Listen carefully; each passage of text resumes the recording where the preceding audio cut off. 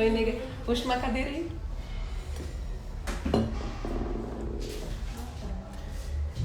Oi, people. Oi, people. Legal. Oi, Lu. Oi, Pati. Beijo, beijo. Oi, Kiko. Bem-vindo. Paulinha. Nossa, saudade, Ana. Luiz Gustavo. Carlinha. Oi, oi, gente. Obrigada, obrigada. Tudo gente suspeita, né? Oi, Duda. Meu, que saudade que eu tô de ti, Duda. Meu Deus, não tive mais no Tobias Social Clube e nem no Life. Meu Deus, te via toda semana umas 3 vezes. Legal, legal. Oi, Joana. Feliz sexta-feira, nega. Oi, Lisiane. Beijo, beijo. Bom dia, people. Bom dia. Olha, oi, Flávia. Ô, Beatriz. Nossa, eu falei de ti outro dia. Que legal te ver aqui, nega. Linda, linda. Cada dia mais linda. Ana Paula. Tudo bem? Márcia. Obrigada, Carlinha. Ó, a Gabi tá aqui do meu lado, veio me ver. Cadê? Eu não sei se tá aqui o que eu tenho pra te entregar. A Gabi fez uma compra e veio pegar em loco. Deixa eu ver se tá aqui. Tá, peraí.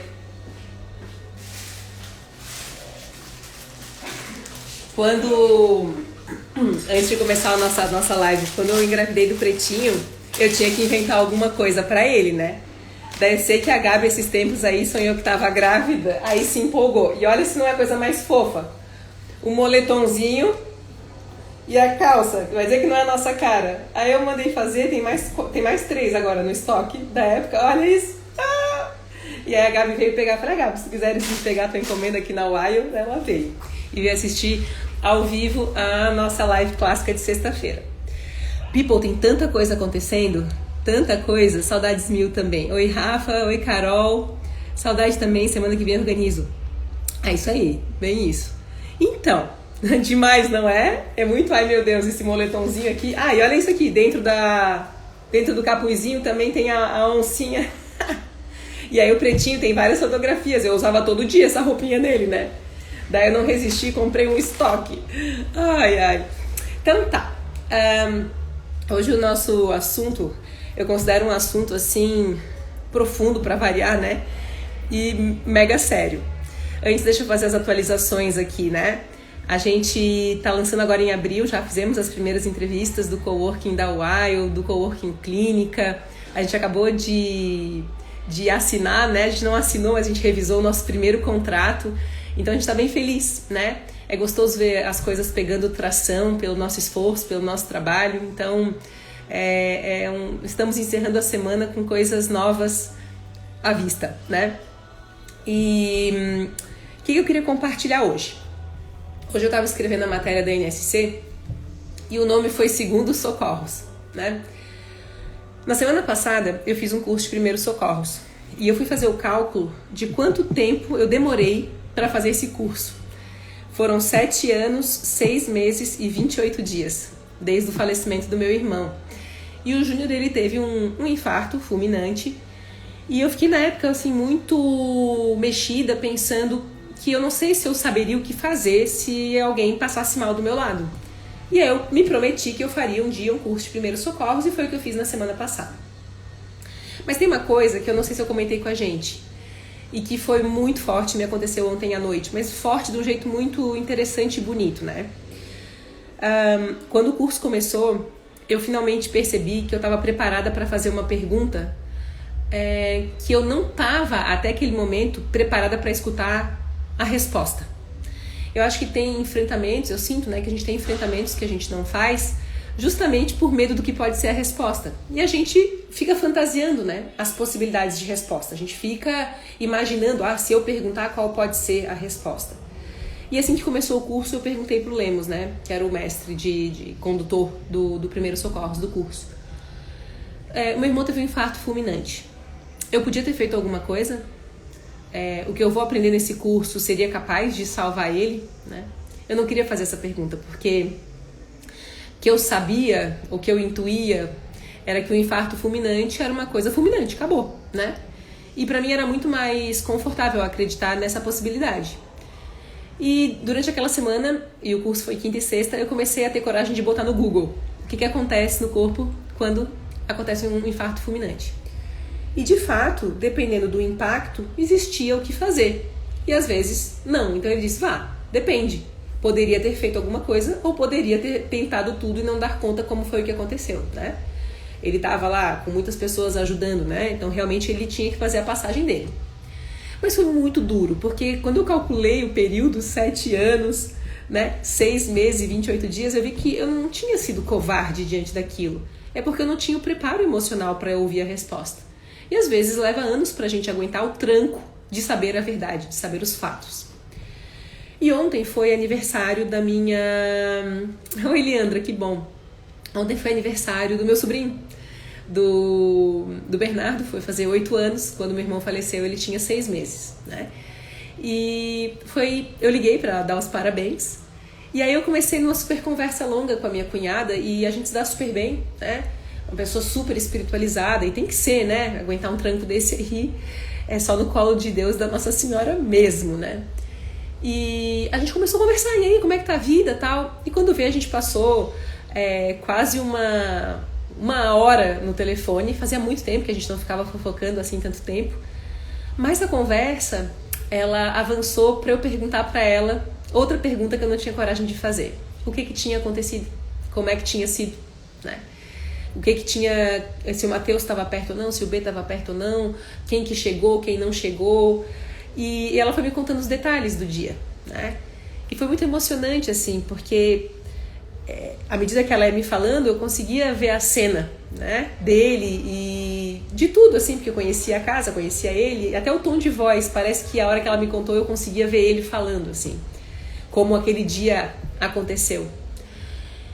Pro meu processo de luto, a conversa de ontem foi muito importante, sabe?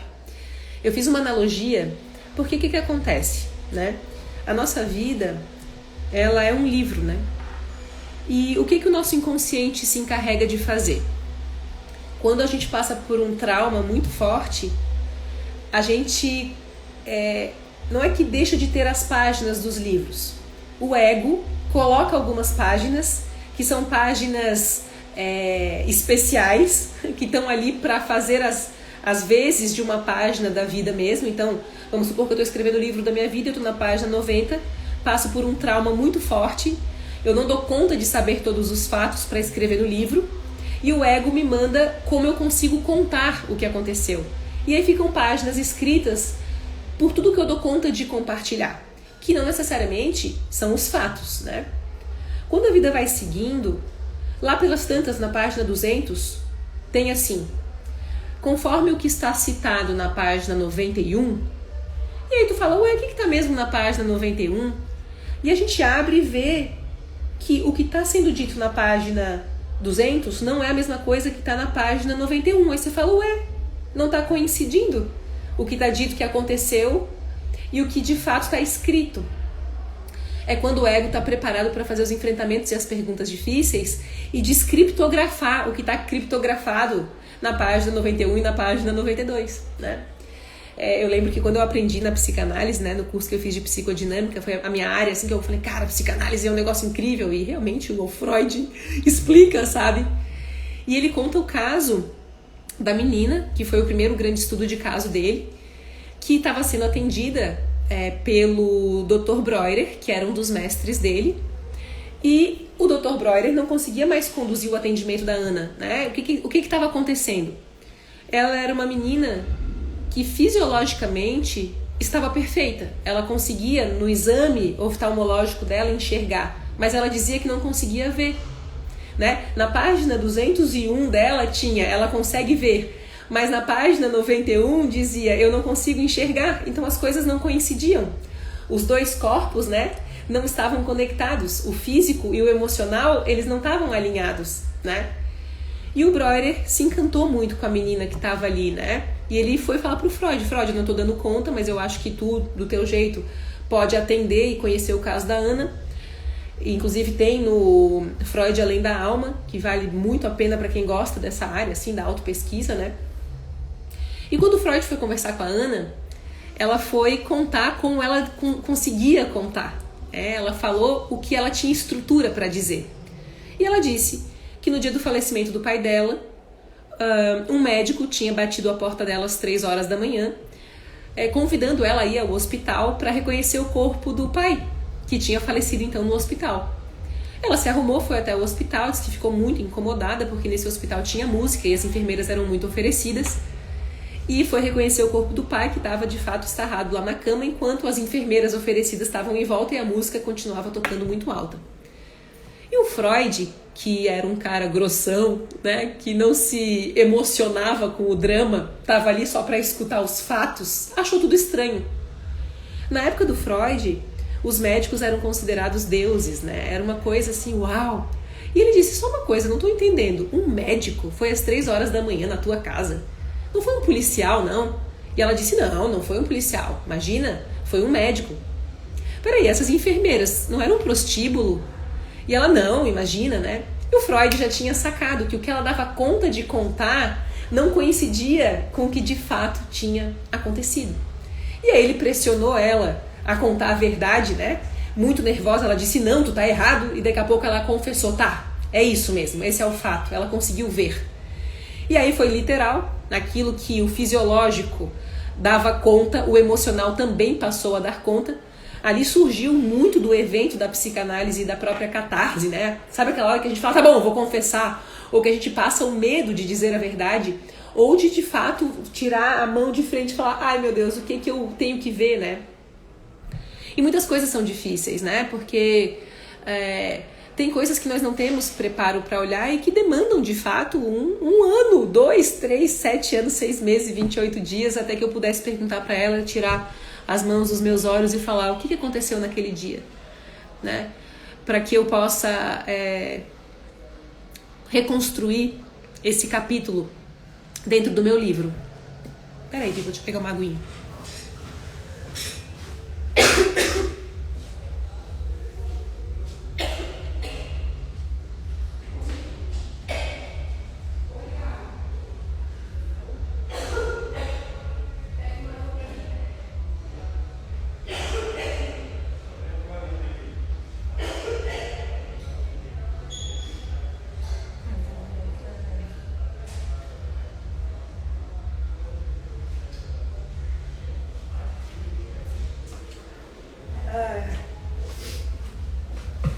Voltei, tipo, me engasguei toda aqui.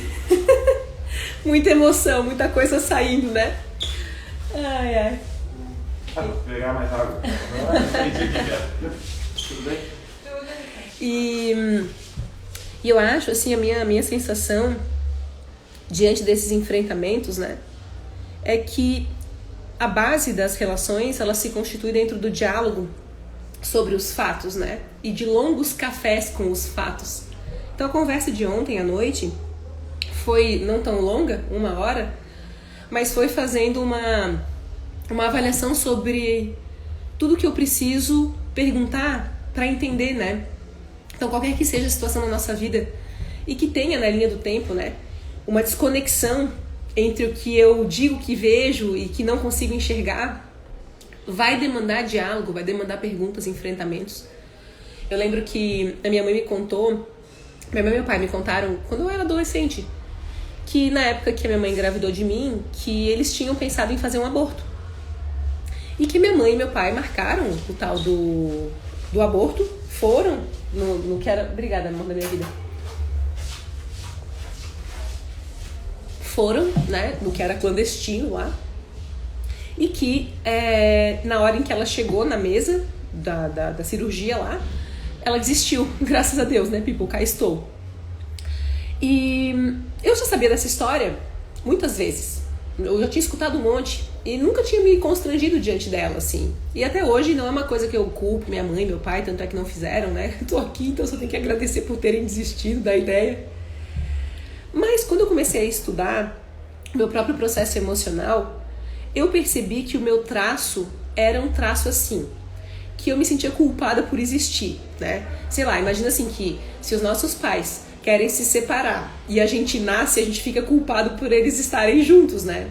Então eu sempre fui alguém com uma dificuldade assim de incomodar, né? Sabe aquela pessoa que chega na casa dos amigos e aí é a pessoa que corta o bolo do aniversário, que serve os docinhos, que lava a louça, que cumprimenta os pais, que é líder de classe, que vai até o centro. Então eu sempre atraí coisas para tirar o peso de conviver comigo, né? E isso começou a aparecer nos meus processos de terapia. E aí meu mestre disse assim, vá, na época que eu estava fazendo a psicodinâmica, vou passar uma tarefa para ti, né? E a tarefa é a seguinte, você vai até o teu pai, tu vai até a tua mãe, tu pode fazer isso com outras pessoas, com os teus irmãos, com madrinha, avó, se você tiver, avô, eu não tinha, né? E tu vai perguntar para eles quem você era quando você era criança. Individualmente, você vai no seu pai, você vai na sua mãe, você vai na sua madrinha, nos seus irmãos. Depois, tu vai escrever todas as tuas lembranças, porque à medida que eles forem falando, tu vai lembrar de coisas também. Então, escreve todas as coisas que vierem à tua cabeça. E aí, eu fiquei com aquilo, fui conversar com meu pai e com minha mãe. Primeiro eu conversei separadamente, aí depois eu botei os dois juntos. Aí eu fiz tudo que eu costumo fazer, criei método, né? Falei, não, primeiro o pai, primeiro a mãe, depois sento os dois juntos. Falei com o Júnior, falei com o Juliano, isso foi em 2012 para 2013. O Júnior estava vivo ainda. Aí, o que eu percebi? Que havia coisas que eles disseram que eram de mesmo título e que eu tinha uma memória, eu tinha uma lembrança. E o que eu aproveitei? Eu fiz uma segunda rodada. E a segunda rodada de conversa com eles era uma rodada de prova real. Tipo assim, pai, o pai falou tal coisa, eu lembro que... E eu fui com curiosidade, porque eu acho que o processo de crescimento ele demanda curiosidade e não julgamento. A gente já falou disso outras vezes, né?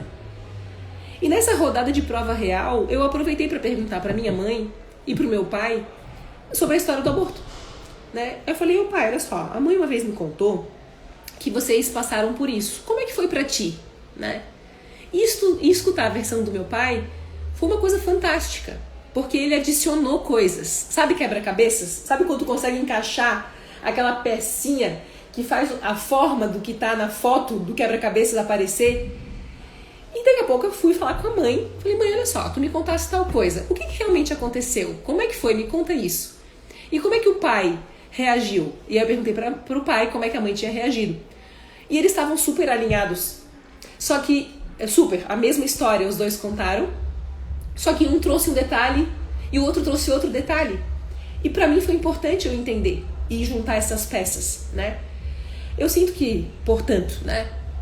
Quando a gente faz essa levantada de quem eu era quando eu era criança, quais foram os eventos marcantes, qual é a minha linha do tempo, né? Qual é o livro? Quais são as páginas que ainda falta, que tem gap, sabe? Que ainda falta um detalhe, que você fala, que não tá casando 100%, o que aconteceu? Né?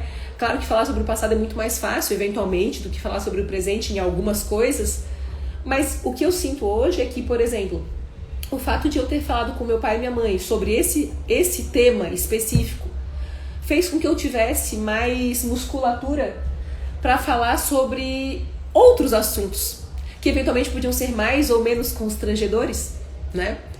Como é que tinha sido a primeira separação deles, como é que eu tinha reagido na escola, né? Quais eram as coisas que tinham me acontecido, e eu fui lembrando de... É bem aquela coisa do balde de caranguejo, né? Que fala, que puxa um e vai vindo os outros. Então, ontem nessa conversa com a Lígia, né? Que é minha cunhada, foi tão rico porque tava na hora de pegar essa pecinha final. Tava na hora de encerrar esse quebra-cabeças. Acho que nunca vai se encerrar, né? Porque com o Júnior cada um estabeleceu um tipo de relação e eu acho que ele continua... Sinto, assim, que ele continua totalmente presente e me abençoando de diversas maneiras, me ensinando, né? E de todas as formas, me deixando, assim, essa mensagem de viver bem, né?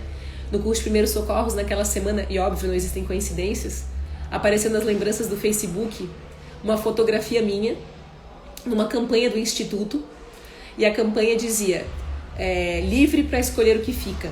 E a mão era assim, essa eu já contei pra gente, né? Então era livre para escolher o que fica, era o mote da campanha, e a pose era essa.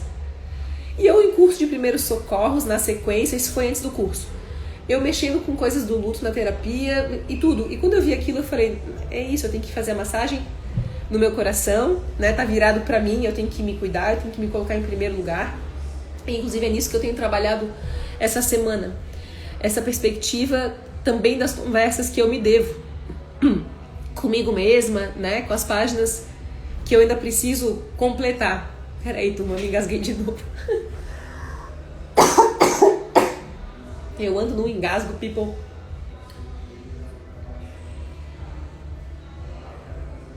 E essa semana o João Ricardo pegou, na semana passada, uma otite. E eu peguei também um resfriadex. Aí eu fiz meu exame de Covid e tal, pra ter certeza, né? Que eu tô, né? Vocês estão vendo que eu tô meio anasalada aqui, fazendo um esforço, mas eu tô me engasgando inteira por causa disso. Aí fiz meu exame e tal, tá tudo bem, graças a Deus, né? Aliás, eu quero mandar, assim, toda a minha solidariedade ao mundo. Eu, João Ricardo e o Ricardo, a gente reza todos os dias, à noite. É bem bonitinho. E até ontem a Lígia recomendou que a gente lesse o Evangelho do dia. E eu falei, eu vou incluir a leitura de um salmo e tal. Então ontem a gente também fez uma leitura de um salmo. E eu tenho pedido tanto pelo universo, pelo mundo, pelo planeta, por nós todos, né? Porque é um momento de oração mesmo, né? De a gente se juntar, se unir para mandar as nossas melhores energias e a nossa solidariedade àqueles que precisam e torcer para que a gente também consiga se manter bem inteiro. E eu, com essa história de estar mais doente essa semana, eu bati um papo com uma amigona minha que mora no Rio de Janeiro, a Renata Fetter, ela é nutri, né?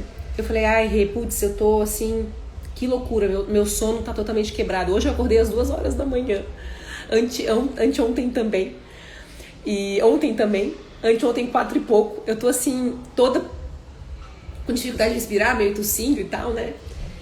E ela falou, eu vou te mandar um desafio, né? E eu achei o desafio dela tão legal. Ela disse assim, nessa semana, procura melhorar só o teu sono. Porque às vezes a gente não consegue, sei lá, comer a nossa salada, ou não consegue fazer o nosso treino, né? Por alguma razão a gente não cumpre algumas coisas da rotina. Mas como tu dorme todo dia, né? E como a gente dorme todo dia, quem sabe fazer essa melhora no teu sono dela? Me passou todas as instruções da higienização do sono. E eu falei, que coisa incrível, cuidar uns dos outros, né? E torcer para que a gente possa, pela nossa energia, conduzir o mundo com aquilo que a gente sabe fazer e com a nossa luz, a sua iluminação e a sua melhora.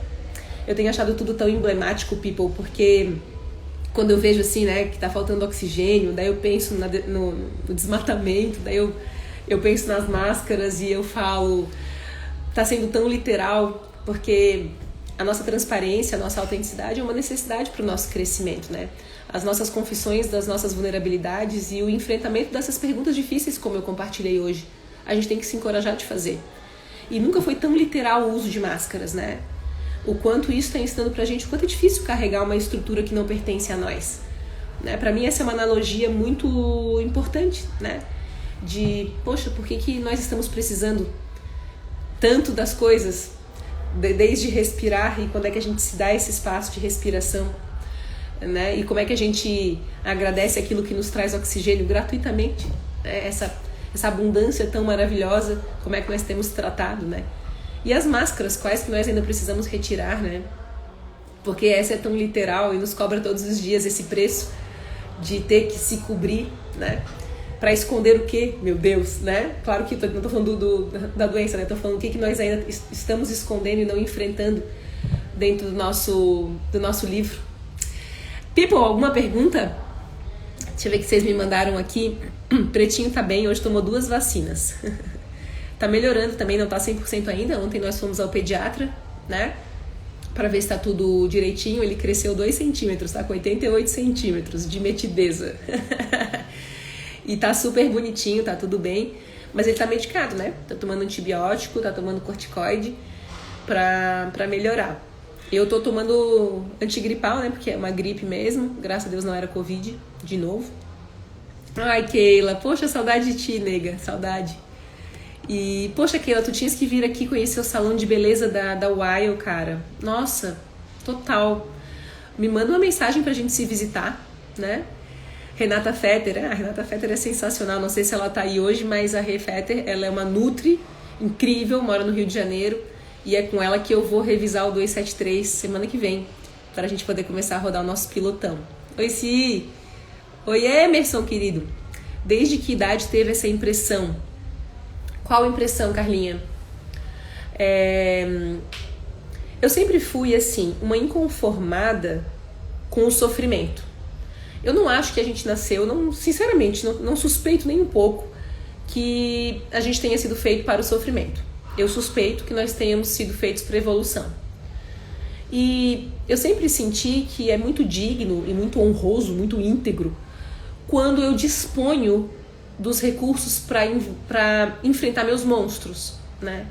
Quando eu olho para um traço meu vulnerável, para uma imperfeição, e eu já consigo ver aquela imperfeição e assumi-la como uma verdade momentânea, eu sinto que é um privilégio poder mudar, né? Você fala, pô, cara, que maravilha. Quer dizer, eu tenho um problema e me dá a vida a oportunidade de mudar esse problema. Então, pra mim, eu sinto assim, que nós somos humanos e nós dependemos das nossas máscaras, nós dependemos desse corpo pra conseguir moderar o momento certo de mudar. Como eu falei, poxa, até eu poder perguntar sobre o que tinha acontecido na manhã em que meu irmão faleceu, foram 7 anos, 6 meses e 28 dias. Mas em nenhum momento eu desisti de fazer essa pergunta. Porque tudo demanda um tempo, né? Agora, eu sinto que se nós estamos descansados diante das nossas angústias, diante do processo de crescer, se tudo o que nos acontece no entorno não nos provoca em nada, a gente precisa voltar a sentir as coisas, né?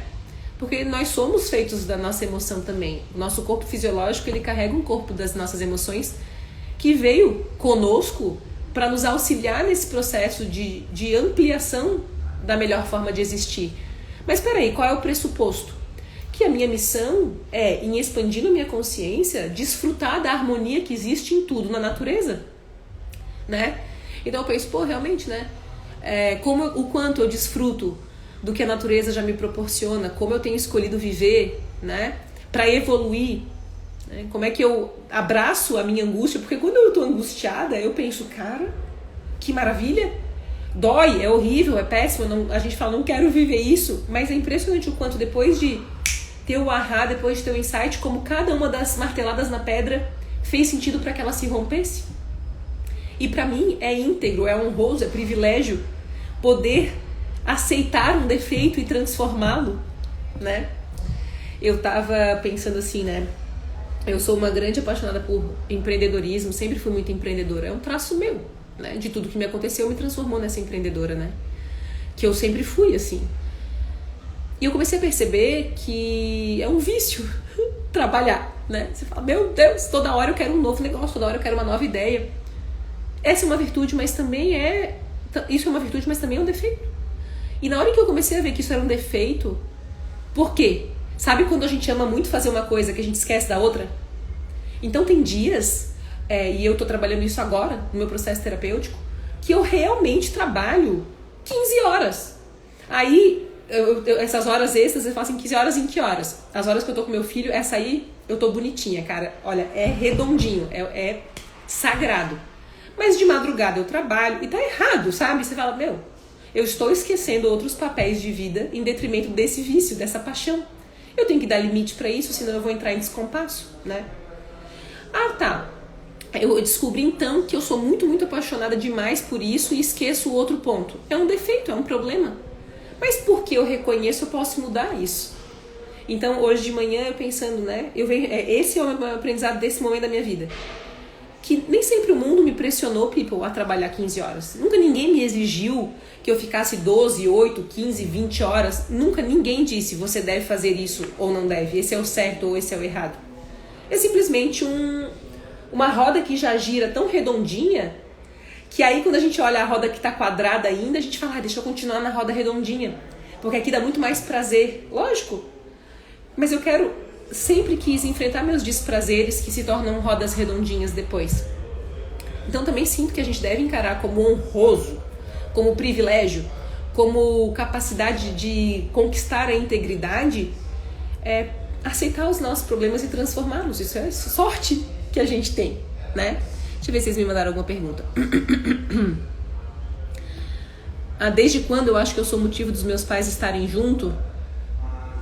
Eu acho que isso ficou mais consciente pra mim quando eu já tinha uns 9, 10 anos.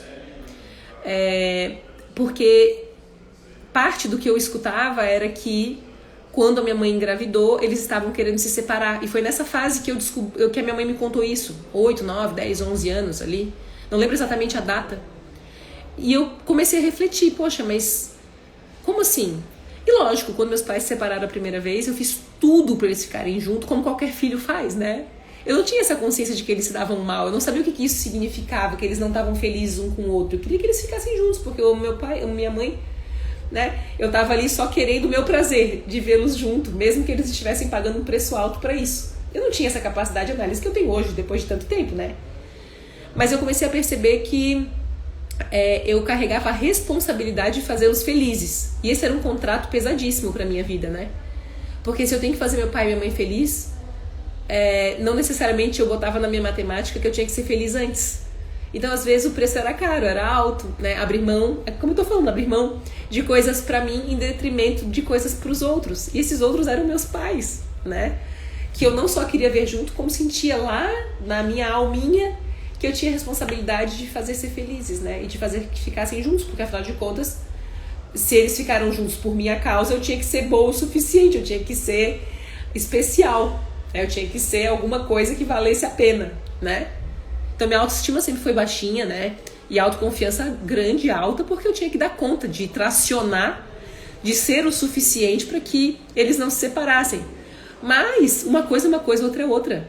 Não tem isso. Hoje eu sei, mas até eu descobrir isso foi um tempo. De ir separando. Ontem na terapia foi um exercício muito massa. Ela pediu para eu colocar sementes de coisas variadas. Ou que eu tivesse de grãos. Aí eu peguei um punhadinho de feijão, um punhadinho de arroz e um punhadinho de amendoim, que era o que eu tinha, que era maior. E aí misturei. E ela disse, agora a gente vai separar as coisas. Porque às vezes a gente é a misturinha do amendoim, do feijão e do arroz ali, mas amendoim é amendoim, arroz é arroz, feijão é feijão, né? E essa separação foi sendo... Sabe quando a gente pega um emaranhado de lã? Tu puxa um, depois você pega outro, depois pega outro. E essa separação, eu gosto muito da arte terapia porque ela é muito literal, assim. Pega o feijão, agora separa. O que é feijão? Né? Dá título pro feijão. O que é arroz? Dá título pro arroz. E eu vi que eu misturava tudo, né? Eu tinha na minha cabeça que era culpa minha, nada a ver. Como meu pai lida com a minha mãe lida com meu pai, não tem nada a ver comigo. Meu pai é um pai excelente, minha mãe é uma mãe maravilhosa e tá tudo certo. Agora, se eles são um bom casal, aí é o problema deles. O que eu tenho a ver com isso? Entende? Deixa eu ver quem mais tá aqui. Pois é, Cíntia, obrigada, tô aqui. Oi, Iron, saudade sempre. Né? Como tá teu projeto da outra live que eu vi? Da Wild tá tudo caminhando, guria. Meu Deus do céu. Eu preciso fazer uma live com a Rê pra gente falar do sono. Eu achei uma ideia legal, né? Eu vou começar a ter as lives da Wild. Porque assim, né? Uma coisa é nossa live de sexta-feira é grupo Vanessa Tobias, né? É life coaching, é 27 dias, é lifelong learning. E da Wild é saúde. E é 273. E eu acho que precisa de uma live só de saúde pra nós, né? Porque quando eu construí, people, o 273, eu faço isso com tudo na minha vida. Eu construí para pilotar comigo. Porque eu não considero que hoje eu sou um big exemplo de saúde, não. Eu estava um bom exemplo de saúde até o pretinho nascer ali. Depois eu dei uma desarranjada. E aí eu falei, eu preciso resgatar meu fio da meada de saúde. Aí desenrolei a melhora do 273 que eu pilotava na época que minha saúde estava bem massa. E saúde não é ausência de doença, né? Eu olho que, mesmo eu estando resfriada agora, que tem várias coisas em termos de energia. Tem coisas que hoje me cansam que antes não cansavam, sabe? Só eu ter quebrado o pé ali, ter fraturado, é o certo, ter fraturado o pé foi de lascar, né? Tem coisa que você fala, nossa, eu preciso olhar pra mim, eu preciso de um 273 na minha vida, né? Então a gente vai começar a ter lives de 273. Deixa eu ver. A pandemia me fez reorganizar prioridades, reequilibrar. Que maravilha, né, João? E essa coisa da gente ter pelo menos um espaço, né? Um tempo pra olhar pra casa, olhar pra nossa vida, né? Rompendo contratos familiares, é bem isso. O equilíbrio dos papéis é um baita desafio, mas é super importante, é necessário. Né, Nanda? Super me identifico com esse problema e sigo na busca de equilíbrio. E pra mim, a coisa do equilíbrio tem muita relação com um semestre em desequilibrar-se, people, porque equilíbrio, ele é parado, equilibrado tá parado, não tá em movimento, né? Mas a gente vai estudar lá o Oriente, né? No Yin, no Yang, existe um movimento, vê Tai Chi Chuan, não é uma coisa rápida, né? Mas existe meu irmão dizia isso, né? Essa transmutação, né? Tu pega a energia yin, ela vai se expandindo e vira aquela, sabe aquele 2 peixinhos ali? Vira a energia predominante, nasce a energia yang, vira a energia predominante, e assim é tudo na natureza, assim é tudo na vida, né? Então o movimento, ele tem que encontrar uma delicadeza, né? Quer dizer, eu preciso ir elencando as prioridades e consertando os movimentos. Eu nunca imaginei que eu ia gostar de fazer Tai Chi Chuan, porque eu achava devagar. Quando eu fiz Tai Chi Chuan, eu não acreditava no que eu estava sentindo. Era como se eu estivesse me conectando com o fluxo da terra mesmo, sabe? E eu percebi que quando a gente força, né, quando a gente rompe, quando a gente não aperfeiçoa aos poucos o movimento, né, às vezes a mão é assim. Aí quando você vai fazer a segunda mão, você já sabe que tem que ser mais fechadinho. Quer dizer, eu fui percebendo que pro oriental, a melhora de processo, tanto é, né, que a logística, o modelo de gestão de eficácia máxima e eficiência máxima, de produtividade é Toyota, né? Você fala, o cara tá lá no Oriente, é porque ele manja, né? De que tudo se melhora com o movimento. Então a gente nessa fantasia do equilíbrio, a gente acha que não vai ter que mudar de novo, que não vai ter que ajustar de novo, né? Aqui na academia a gente combinou, eu e os sócios, de treinar junto. E aí a gente tá de mudança daqui 1 mês, mais ou menos, pra casa nova. E eu falei, putz, a gente vai começar a treinar junto segunda. Se a gente se mudar de fato, quando o pessoal da empreiteira vai entregar a casa, eu vou ficar 20 dias nessa rotina e depois acabou. Eu vou ter que encontrar um novo ajuste. E a forma como eu tenho que lidar com isso demanda de mim muita flexibilidade, né? Muita flexibilidade. E esse eu sinto que é o desafio da vida. Encontrar suavidade na mudança, né? Encontrar leveza. Então assim, eu mudei de casa 3 vezes ano passado. Porque a gente alugou o apartamento, alugou um outro, depois foi para Santo Antônio, agora a gente vai mudar de novo. É claro que alguns dos meus resultados que eu gostaria de atingir, que eu atingia antes, não são possíveis hoje, porque ainda não está tudo no lugar e nem vai ficar tudo no lugar. Então eu preciso olhar o macro para entender meus resultados e pegar leve comigo e tentar, como a Renata Fetter falou, tenta só dormir bem hoje. Vamos fazer o seguinte, vamos só encaixar isso. Quando eu fui no Vitor, que é médico do esporte, o Vitor vai vir trabalhar aqui na Wild People. Nós já temos Nutri aqui, médico do esporte a partir da semana que vem, fisioterapeuta, massagem, é só a gente começar a ficar mais por dentro, né? E aí o Vitor falou, qual é o seu objetivo no primeiro trimestre de acompanhamento comigo, né? E eu falei, sinceramente, voltar pra minha rotina. E ele disse, exato, que bom que você não é iludida. Ele disse, né, que tu não estás querendo voltar a tudo que tu tinhas quando você treinava todos os dias durante 2 anos em 3 meses. People, se eu só conseguir dormir bem, isso com tantas coisas, nós temos aqui na Wild outras 7 empresas, eu continuo tendo o grupo Vanessa Tobias, eu sou mãe, eu sou casada, eu tenho meus amigos, é óbvio que é um monte de prato, né? Então, se eu com suavidade só melhorar meu sono, daqui a pouco eu consigo ir melhorando as outras coisas. A semente tem que ser boa, né? Essa coisa de priorizar o mínimo e o básico sempre vai funcionar. Não quer dizer que nunca fiz isso antes, quer dizer que é um resgate, né? Deixa eu ver o que mais. Vanessa, tem 30 anos que meus pais se separaram e até hoje isso mexe comigo. Ainda queria ter eles 2 juntos. Te entendo, a gente sonha, né? Isso. E já conversasse com eles sobre como tu se sente? Porque muitas das vezes não é que tu, adulta, né, hoje, gostaria disso. É que na nossa linha do tempo, deixa eu ver se tem um papel em branco aqui. Olha só, eu vou desenhar uma coisa que eu sempre faço para entender minhas dores. Desenhei eu devia ter desenhado um boneco menorzinho, mas acho que vou desenhar de novo porque vai ficar mais claro. Olha só. Hoje, tu és adulta. Aqui. Essa é quem tu é hoje. E aqui é quem tu era quando eles se separaram. Muitas das vezes, a ausência de diálogo com essa aqui faz com que ela te perturbe todos os dias para tu dar atenção para ela, né? Então, a gente... Desculpa, Pipo. Não sei... Sabe o que é mais legal? É a intimidade que a gente tem aqui, né? Pra isso. Mas, voltando ao assunto que é uma coisa seríssima, né? na nossa linha do tempo, há várias de nós paradinhas, há vários de nós paradinhos, sabe? Então, quando a gente não olha para essa pessoinha que a gente era e para as dores, para aquilo que não foi explicado para essa aqui, a gente acha que esse problema é nosso adulto, né? Tu pensa assim, vamos supor que você tenha 35 anos e eles se separaram quando você tinha 5.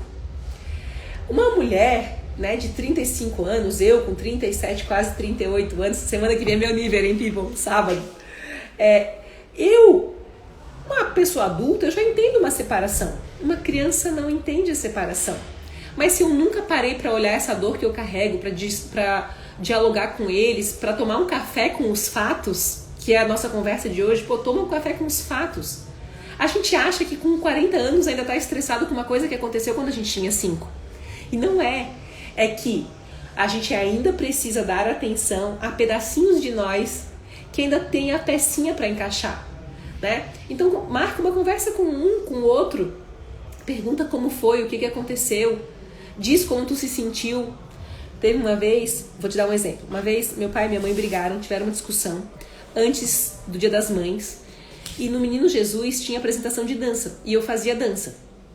E a briga tinha sido de sábado para domingo e a dança era domingo de manhã. E meus pais super discutiram. Meu pai não foi para a apresentação, minha mãe foi. Só que como eu vi os dois brigarem, eu fiquei muito magoada, eu fiquei chorosa. Mas nenhum nem outro naquele dia pararam para conversar comigo sobre o que tinha acontecido. E gente, hoje eu analiso. Às vezes o pai acha que é melhor, a mãe acha que é melhor não falar pro filho o que está acontecendo. Ele pensa, não tem que dar satisfação. Não é nem a satisfação, é que não dá tempo. O emocional da minha mãe, imagina, meu pai e minha mãe brigarem antes do Dia das Mães, eu tendo dancinha bonitinha pra fazer. Minha mãe, dilacerada, lógico, foi lá assistir a dança e de certo ela não tinha estrutura pra me explicar o que tinha acontecido. Mas eu percebi uma coisa muito forte em mim, que era que mesmo em dias em que eu tava com meu coração realmente doloridinho, eu continuava indo trabalhar. Continuava vindo fazer minhas lives, continuava trabalhando, continuava entregando meus resultados a um preço alto. A minha conclusão e o meu mantra é, um dos mantras que eu carrego, nada nunca é mais importante do que a forma como nós estamos nos sentindo. Nada nunca é mais importante. Antes, porém, eu preciso olhar essa menina, olhar um pedaço meu para quem eu ainda não dei atenção, e dialogar com ele, e falar com essa dor. E hoje eu sou uma pessoa que cumpre muito os meus compromissos, né? Eu sempre fui muito responsável. Mas hoje eu tenho uma análise um pouquinho diferente, sabe? Quando eu perdi o bebê, ano passado, né, a minha gravidez, eu não fiz live naquela semana. Eu precisava, sabe? Falando, gente, eu não consigo falar essa semana. Antigamente, eu ia fazer porque esse é o certo, esse é o correto. Claro que lá atrás, quando a minha mãe me levou pra dançar, e ela sempre me ensinou isso. Você tem que levantar tua cabeça e seguir em frente, né? Não se transforme na tua dor, seja vitoriosa. Eu agradeço porque eu sou mais guerreirona mesmo, porque minha mãe disse, segue em frente. Levanta, sacode a poeira e dá a volta por cima, né? Minha mãe sempre foi essa pessoa e me inspirou dessa forma. Agora, eu sou adulta hoje e eu posso analisar. Peraí, nada nunca é mais importante do que a forma como eu estou me sentindo. Então, se eu tenho que fazer um contrato, se eu tenho que fazer um atendimento, inclusive eu ando extremamente honesta, mais honesta do que eu deveria, eu acho, porque eu tô sem filtro. Por quê? Nada é mais importante do que a forma como eu tô me sentindo. E quando eu digo sem filtro, é que eu ando mais direta, e eu não diria intolerante, porque não é essa a palavra. Eu ando posicionada, eu ando dizendo, isso não me satisfaz, isso não tá bom, é assim que eu preciso. Cada vez mais aplicando a suavidade diante do feedback, mas sem deixar de dar os feedbacks. Peraí que eu vou me engasgar de novo.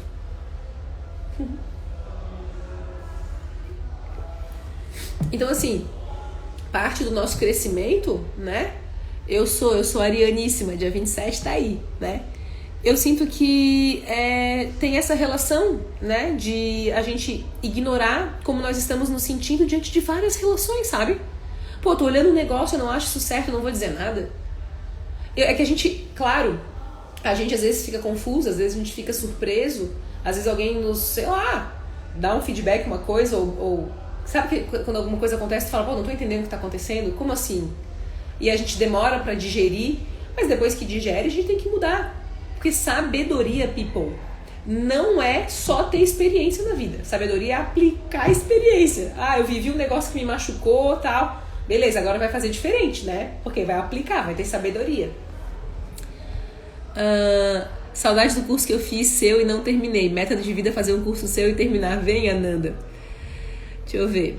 O que mais? Oi, Rê, bem-vinda.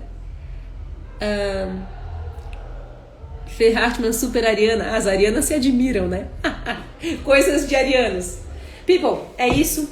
Viu? Hoje a conversa era assim de qualquer que seja o diálogo, um café com os fatos. Sempre um café com os fatos, né? A gente ter essa coragem de escrever o nosso livro, também dar o nosso olhar, sem fantasiar as coisas, né? E tendo a coragem de ser quem nós somos mesmo, de tirar as nossas máscaras, né? De respirar as coisas que nós precisamos, lembrando que nada nunca é mais importante do que a forma como nós estamos nos sentindo, e qualquer pessoa que nos faça sentir algo que esteja em desajuste, que a gente tenha a humildade de reconhecer que sente dessa forma e pedir à pessoa, né, que esclareça, que explique, que trate diferente, porque realmente esse é o mantra.